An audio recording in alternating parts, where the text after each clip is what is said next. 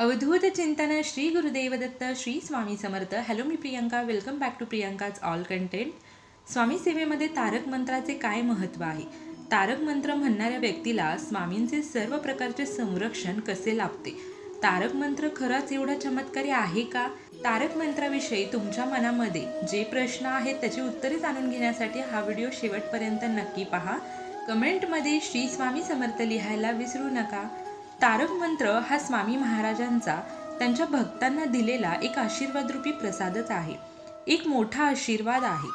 तारक मंत्र म्हणजे तारणारा, सर्व संकटांमधून अडचणींमधून बाहेर काढणारा मंत्र. महाराजांच्या सेवेमध्ये श्री स्वामी चरित्र सारामृत पठण करणं, महाराजांच्या नावाचा जप करणं म्हणजेच नामस्मरण करणे आणि तारक मंत्राचे पठण या सेवा सांगितल्या जातात. तारक मंत्रामध्ये प्रचंड ऊर्जा आहे. जितके जास्तीत जास्त वेळा तुम्ही तारक मंत्र पठण कराल तितकं जास्तीत जास्त ऊर्जा तुम्हाला मिळते. तारक मंत्राच्या नियमित पठणाने महाराजांचे संरक्षण कवच आपल्याला लाभते. प्रत्येक स्वामी भक्ताला तारक मंत्र माहीत आहे. तारक मंत्र दिवसातून एकदा का होईना पण पठण करावा. तारक मंत्र पठण करताय पण तरीही तुमच्या समस्या सुटत नाही. तुम्ही तारक मंत्र फक्त पठण करता, त्याचा अर्थ समजून न घेता. अस्थिर मनाला स्थिर करून स्वामी सेवेत लावण्यासाठी तारक मंत्र सारखी दुसरी सेवा नाही. अनेक लोक म्हणतात की आम्ही खूप स्वामी सेवा करतो पण तरीही आमचे प्रश्न सुटत नाहीत. तुम्ही स्वतःला विचारा की तुमचा स्वामींवरती किती विश्वास आहे. स्वामींसाठी तर सगळे भक्त समान असतात. स्वामी कधीच भक्तांमध्ये भेदभाव करत नाही. आपण जेव्हा स्वामींच्या कार्यावरती शंका घेतो तिथेच आपली परीक्षा चालू होते आणि स्वामी सेवेत असूनही सर्व काही कठीण वाटू लागते. त्यामुळे तारक मंत्र नुसतंच पठण करून उपयोग नाही. त्याचे चिंतन मनन करावे, त्याचा अर्थ समजून घ्यावा, तरच खऱ्या अर्थाने तारक मंत्र तुम्हाला तारून नेईल. एक स्वामी भक्त प्रचंड श्रद्धेने स्वामी सेवा करत असेल तर त्याने आयुष्यात येणाऱ्या कोणत्याही संकटाला घाबरून न जाता आपले मन निशंक आणि निर्भय ठेवावे. मनामध्ये स्वामींविषयी शंका आली तर आपली भीती समस्या त्या क्षणीच वाढायला लागते. जर या ब्रह्मांडाचे मालक स्वामी आहेत आणि त्यांची शक्ती आपल्या पाठीशी आहे तर कोणत्याही समस्येला आपण घाबरून जाऊ नये.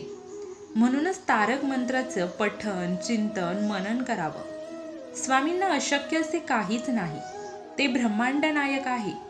मग स्वामी आमच्या इच्छा का पूर्ण करत नाही असा प्रश्न अनेक जणांना पडतो. पण हे लक्षात ठेवा, प्रत्येकाला त्याच्या कर्मानुसार फळ मिळते. तुमचे पूर्वीचे कर्म व वर्तमानातील कर्म, तुम्ही इतरांशी कसे वागताय यावरती तुमचे फळ तुम्हाला लवकर उशिरा मिळत असते. स्वामींच्या लीला आपल्या विचारांच्या पलीकडे म्हणजे अतर्क्य आहेत आणि स्वामी हे स्मरणगामी म्हणजे नाव घेताच धावून येणारे आहेत. आपल्यापेक्षा जास्त स्वामींना आपली चिंता असते. त्यामुळे स्वामींवर संपूर्ण विश्वास ठेवावा. प्रत्येक स्वामी भक्ताच्या घरी स्वामींचे स्थान असते आणि जिथे स्वामींचे स्थान असते तिथे कशाचीही कमी नसते. स्वामी त्यांच्या सर्व भक्तांसोबत सूक्ष्म स्वरूपात असतातच. प्रत्येक भक्तावर त्यांचे बारीक लक्ष असते. आपण भक्तिभावाने स्वामींची पूजा केली तर आपल्या आयुष्यामध्ये स्वामी कशाचीही कमी ठेवत नाहीत. स्वामी त्यांच्या प्रत्येक भक्ताला स्वतःच्या सानिध्यात कर्माचे फळ भोगायला लावतात, जेणेकरून त्या भक्ताला त्याची तीव्रता भासणार नाही. स्वामी भक्ताने कसलीही मनात भीती ठेवू नये, फक्त आपल्या वाईट कर्मांना घाबरावे. स्वामी भक्ताचे कोणीही वाईट करू शकत नाही, त्याच्या केसालाही धक्का लावू शकत नाही. तारक मंत्रामध्ये आपण पठण करतो, जिथे स्वामी पाय तिथे न्यून काय, स्वये भक्त प्रारब्ध घडवी ही माय. म्हणूनच तारक मंत्राचे पठण, महाराजांची सेवा, महाराजांचं नामस्मरण हे अखंड करत राहावे. एका स्वामी भक्ताला अकाली मृत्यू तेव्हाच येणार जेव्हा तो स्वामींच्या आज्ञेबाहेर जाणार. त्यामुळे मनात शंका न आणता महाराजांनी सांगितलेल्या मार्गावर चालत राहावे.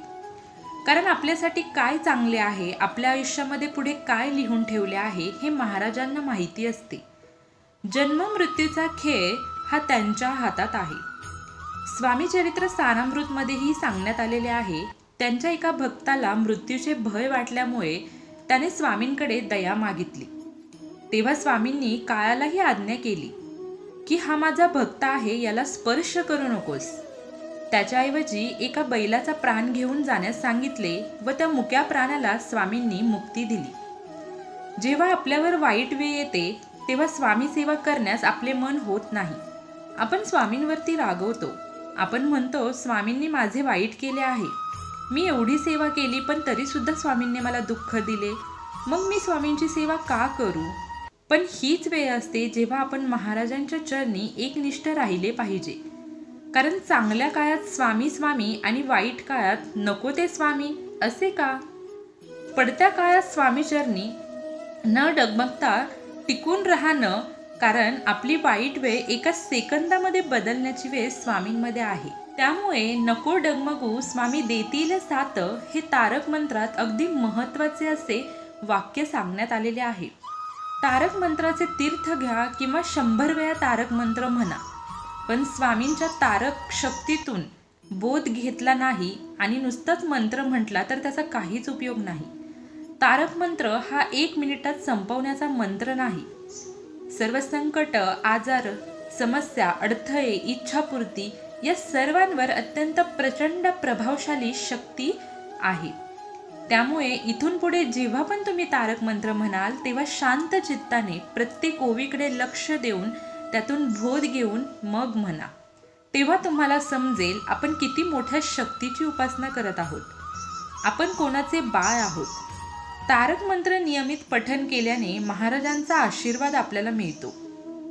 आपल्या मार्गातील अडथळे, संकटे दूर होतात, इच्छापूर्ती होतात, आजारपण दूर होते, जन्म मृत्यूच्या फेऱ्यामध्ये न अडकता मनुष्याला मोक्षप्राप्ती होते, कर्माच्या फळांची तीव्रता कमी होते, संकटांमधून अलगद बाहेर पडता येते।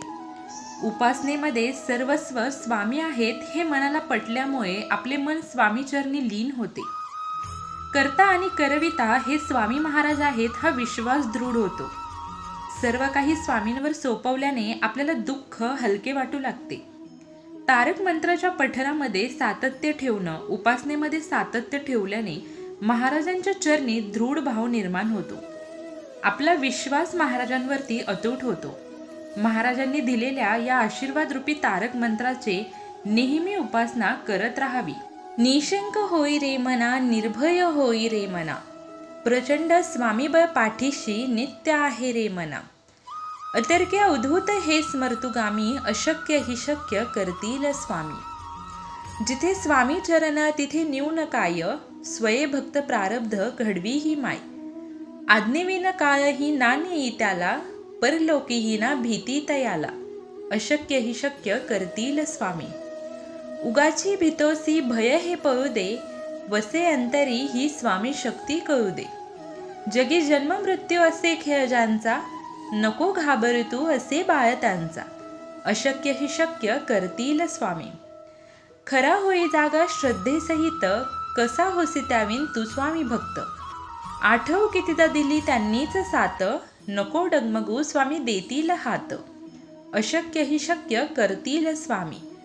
विभूती नमन नाम ध्यानादि तीर्थ, स्वामीच या पंचामृतात, हे तीर्थ घेई आठवी रे प्रचिती, ना सोडती तया जया स्वामी घेते हाती, श्री स्वामी समर्थ, जय जय स्वामी समर्थ। तर अशा पद्धतीने तारक मंत्राविषयीचे तुमच्या मनामध्ये ज्या पण शंका आहेत त्याचं उत्तर आपण जाणून घेतलेलं आहोत। हा व्हिडिओ जर तुम्हाला आवडला असेल तर व्हिडिओला लाईक, शेअर, कमेंट करायला विसरू नका। चॅनेलवरती नवीन असाल तर चॅनेलला सबस्क्राईब करा। श्री स्वामी समर्थ, ब्लेस यू ऑल।